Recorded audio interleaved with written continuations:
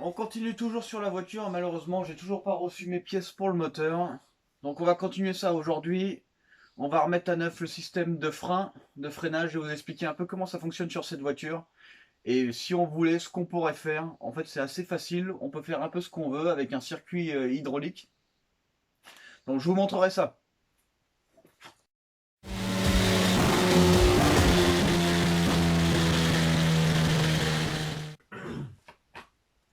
Donc voilà, donc je vais vous expliquer un peu le circuit d'origine de cette voiture.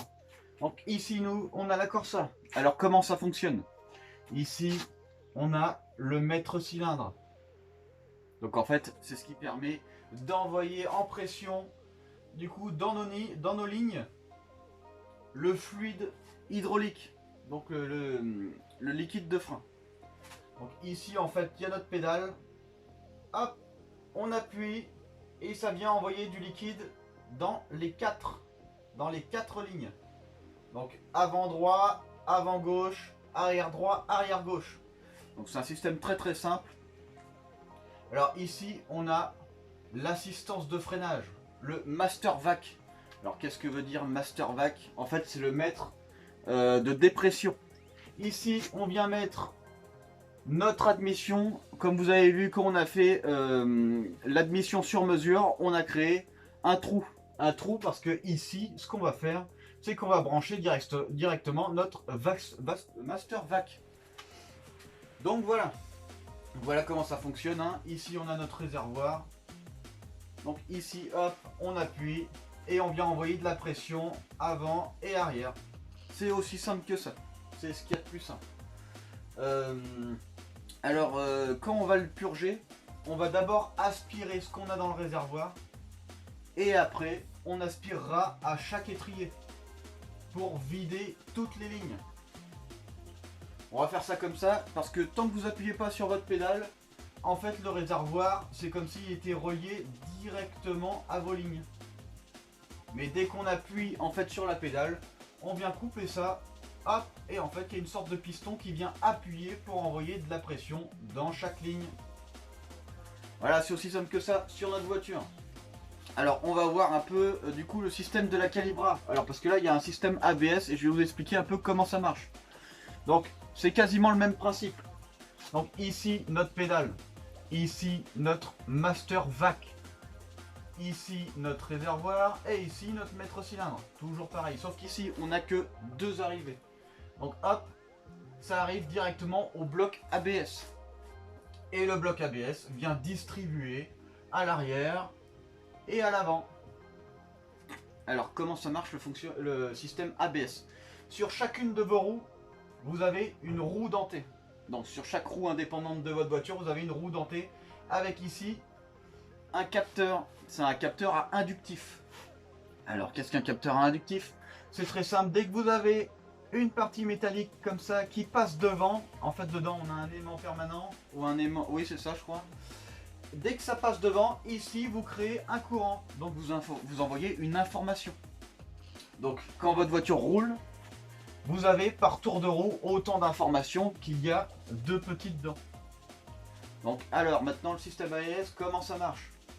En fait le système d'ABS vous permet de ne pas freiner, de ne pas du coup bloquer vos roues. Donc en fait ici vous freinez. Dès qu'ici il reçoit plus d'infos, il arrête de freiner à la roue qui correspond. Il arrête de faire freiner. Une fois qu'il a arrêté de faire freiner, il ressent une impulsion. Dès qu'il ressent une autre impulsion, il refreine. Et etc. etc. Il freine, il arrête, il freine, il arrête, il freine, il arrête. Ce qui permet de ne pas bloquer vos roues et d'avoir une direction avant du coup utilisable. Parce qu'évidemment quand vous bloquez vos roues, tout queen, vous avez beau tourner votre volant, vous irez quand même tout droit. Donc voilà comment fonctionne le système ABS. C'est plutôt ingénieux. D'ailleurs c'est pas pour rien que tous les véhicules modernes ont ça. Même les anciens. Hein. C'est assez vieux comme conception. Hein. Donc voilà comment ça marche. On va voir un peu les différents systèmes qu'on peut utiliser, qu'on peut installer. Donc ce système là, hop, je l'ai déjà installé sur une de mes voitures. Donc c'est pas mal.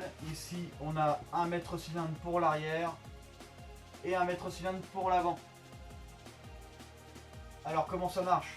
Ici vous avez votre pédale. Alors l'avantage de ça, c'est qu'ici, suivant la position de votre pédale, vous allez choisir plutôt de freiner plus à l'avant ou plus à l'arrière. Votre pédale par exemple, vous la mettez ici, vous allez beaucoup plus freiner à l'avant qu'à l'arrière. L'avantage c'est qu'on peut faire une répartition de freinage adaptée au poids du véhicule. Si vous avez plus de poids à l'arrière sur votre véhicule, il va falloir freiner un peu plus à l'arrière. Et voilà, c'est à peu près comme ça que ça marche. Donc avantage, on a deux circuits indépendants. Ça c'est un gros avantage. Admettons, je sais pas, vous avez une roue qui... un endroit ici ça casse, pam, et ben vous avez toujours votre circuit arrière qui marche. C'est pour ça que le mieux quand on a 2 mètres cylindres, c'est de mettre 2 réservoirs. C'est plus intéressant. Hop. Voilà. Ici, après votre mètre cylindre arrière, vous pouvez placer un frein à main hydraulique. C'est pas mal. Moi c'est ce que j'ai fait et pour les démarrages en pente c'est vraiment super bien. Et après ici hop vous repartez sur les étriers arrière. Voilà. Alors ce qu'on voit souvent dans les vidéos c'est des types qui burnent en freinant sur les roues avant. Sur votre voiture standard vous pouvez pas faire ça hein, parce que les roues avant et les roues arrière freinent en même temps. Donc ici hop il va falloir ce qu'on appelle un lock. Il va falloir installer ce truc là. Donc ici on va interdire la pression à l'arrière. Du coup vos roues peuvent tourner quand vous utilisez du coup votre moteur, vous accélérez, vous pouvez burner tout en freinant les roues avant. Si vous voulez faire ça, c'est indispensable. Vous amusez pas à faire burner votre voiture en freinant. Ça va freiner aussi à l'arrière. Vous allez faire chauffer vos disques, vos freins, le moteur va surtout subir un peu, votre boîte aussi, votre pont. Donc le mieux c'est de mettre un lock. C'est très important. Donc cette configuration là est pas trop mal sur une voiture plutôt légère. Parce que ici nous n'avons pas d'assistance de freinage. Même si on a quand même 2 mètres cylindres, la pédale est quand même dure. J'ai ça moi sur une Corsa qui fait à peu près 900 kg. Ça freine très très bien. Hein. Après j'ai des énormes disques, j'ai tout ce qu'il faut. Mais au-dessus d'un certain poids, normalement ce système n'est pas conseillé.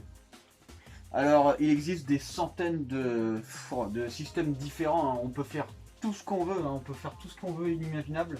On peut faire plein de choses. Moi je vous montre celui-là parce que celui-là, je l'ai réalisé.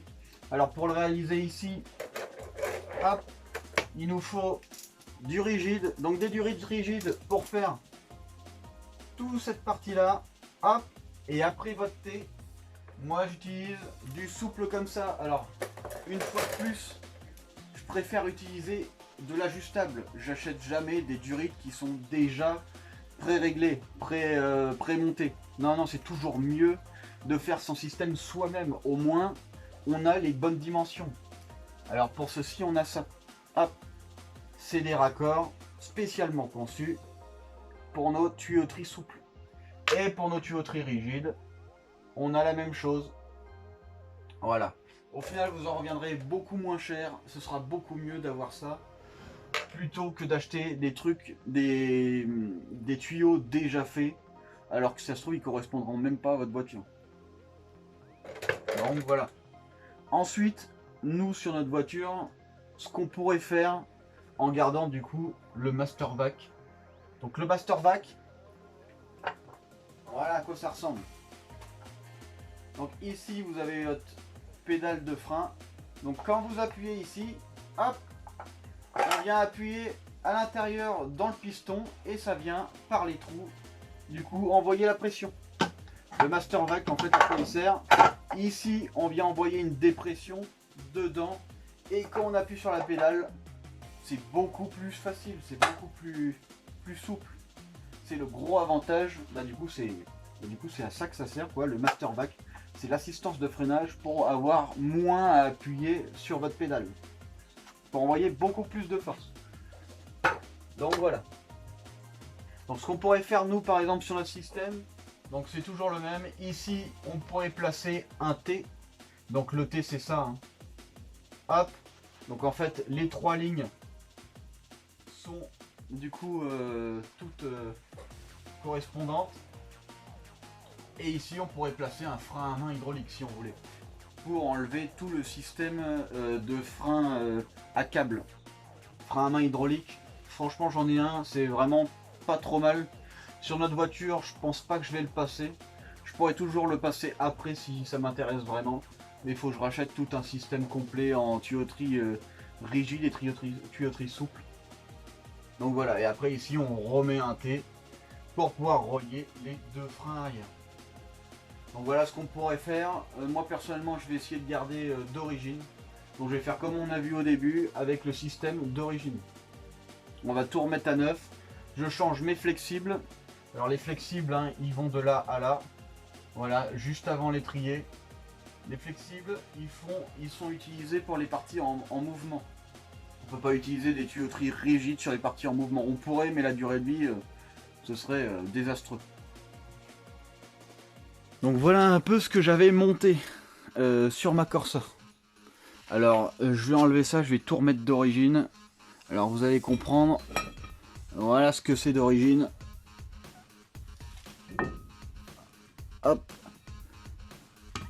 Et voilà ce qu'on a là. Ici on a un disque de Vectra B 2 litres DTI. Alors il me semble bien que c'est le même disque que la Calibra Turbo 4 roues motrices.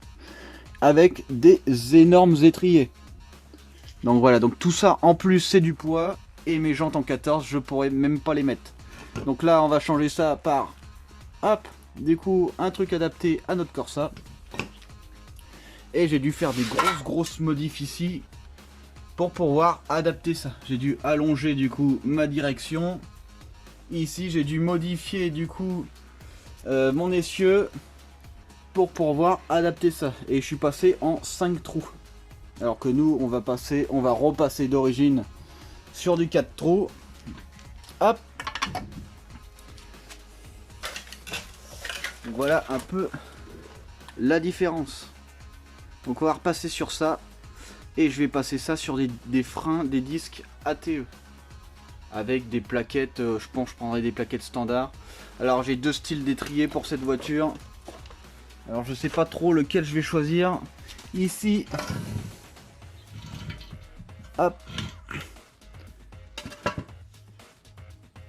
Il me semble bien que c'est un système double piston. Un ici. Non, c'est un simple piston. Donc ici, voilà. Je pense que je vais pas prendre celui-là. Je pense que je vais prendre du coup celui-là. Voilà. Ça, c'est les deuxièmes générations. Et ça, c'est les premières générations. Bon, le gros avantage de celle-là, hein, c'est que les plaquettes, on peut les enlever sans forcément enlever l'étrier. C'est vrai que c'est l'avantage. Mais il me semble bien que ceux-là sont moins performantes que celui-là. Donc je pense que je vais prendre ces étriers là de phase 2 avec des disques ATE. Donc voilà, on sera beaucoup plus léger et du coup on sera un peu plus agressif dans les virages. À l'arrière on est pareil. Là on est sur du Calibra Turbo une fois de plus. J'ai dû faire des ajustements. J'ai dû faire des grosses modifs qui sont assez lourdes au final. Par contre ici à l'arrière malheureusement on va passer sur frein à tambour, ça me gêne un peu. Mais là de toute façon on a beaucoup trop de déports. Et surtout je veux rester léger, je veux rester d'origine. Et je veux enlever tout ce qui est un peu trop lourd. Donc voilà, donc là ce qu'on va faire c'est que on va vider déjà le réservoir et après on videra chaque étrier un par un. Hop, donc là j'ai ma seringue. Et j'aspire. C'est aussi simple que ça.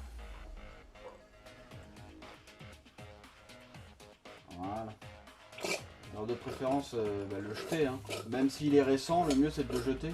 Parce que de toute façon c'est toujours un peu pollué une fois que c'est dans le circuit. Il y a des parois à l'intérieur. Le reste qui est ici, je vais pas pouvoir l'avoir. Du coup, il va falloir que je le fasse sur chaque étrier. Donc voilà, donc là je suis passé sur l'étrier avant gauche. Hop, je le tourne un peu vers moi. Ici j'enlève le capuchon. Je mets directement ma seringue là. Et je vais l'ouvrir. Hop. je l'ouvre avec du neuf. Voilà. Je l'ouvre bien. Et là, on aspire.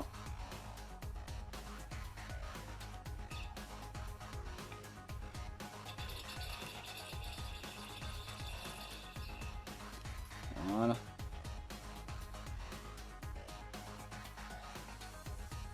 Hop.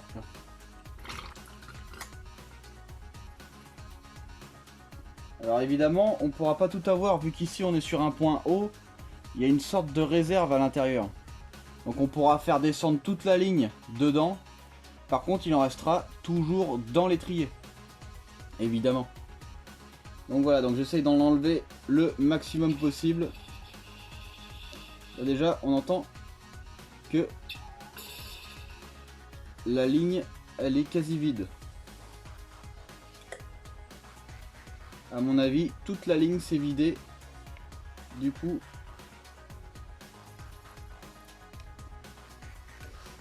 dans le réservoir de l'étrier.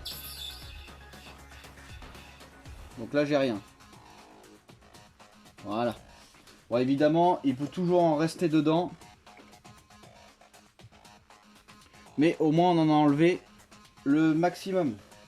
Admettons, vous ayez envie de changer. Alors attendez, voilà. Admettons que vous ayez envie de changer votre étrier ici, sans du coup faire tomber toute votre huile. Il y a cet outil qui existe. Donc cet outil est très pratique. On vient le mettre là, on vient pincer, on vient tirer, hop, et ça vient fermer votre durite. Donc là après vous pouvez enlever votre banjo ici. Et c'est bon, vous pouvez enlever votre étrier sans que vous perdiez toute votre huile. Tout votre liquide de freinage. Donc voilà. Et maintenant, j'ai plus qu'à faire les trois autres. Donc ici à l'arrière, on va faire ça différemment. Ici, hop, j'ai un anti-retour. Donc la flèche vers le bas. Et voilà. Et je fais descendre dessus. Et après, j'appuie sur mes pédales pour vider du coup la ligne. Enfin, ça videra jusqu'au mètre, enfin jusqu'au mètre cylindre, oui. Après, ça va être un peu plus compliqué pour tirer toute la ligne. Il aurait fallu que j'ouvre niveau mètre cylindre. Et puis après que j'aspire avec la seringue. On va essayer de faire ça comme ça déjà pour enlever le maximum possible. Et puis après, on essaiera d'aspirer avec la seringue. Donc voilà, je vais faire ça comme ça pour l'arrière. La ligne est beaucoup plus longue. Donc on va voir ce que ça donne.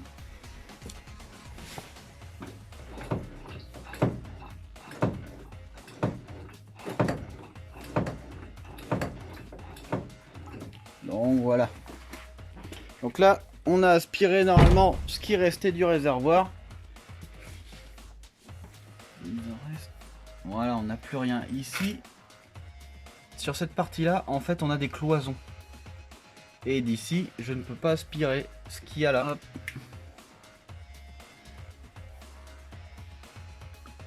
Voilà, bah il y a des saletés. Il va falloir que j'enlève tout ça. Donc je le tirerai après, le réservoir. Il suffit juste de tirer dessus pour l'enlever. Je le tirerai et puis après, du coup, je nettoierai mon réservoir. Voilà, je vais faire le deuxième étrier arrière et je ferai après l'étrier de droite. Et après, notre système sera complètement vidé.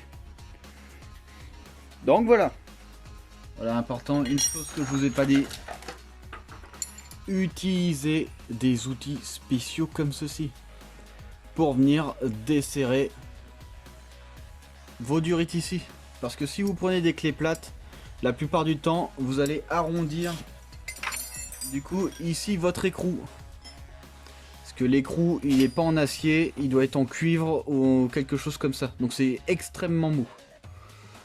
Ici, hop, je mets ma clé derrière. Voilà, pour le maintenir. Et là, hop, j'utilise ma clé. Et voilà, c'est aussi simple que ça. Donc voilà. Donc là, hop, là il est dévissé. On enlève ici notre plaquette. Et là, voilà, on enlève notre durite flexible. Donc ici, je mets pas de bouchon parce que le conduit est vers le bas. Du coup, les saletés vont pas rentrer. Donc voilà, on a vu un peu le système de freinage. comment le vidanger. Et maintenant, il ne nous restera plus qu'à mettre le reste qu'on a besoin avec nos nouveaux étriers, nos nouveaux disques et notre nouveau liquide. Donc voilà.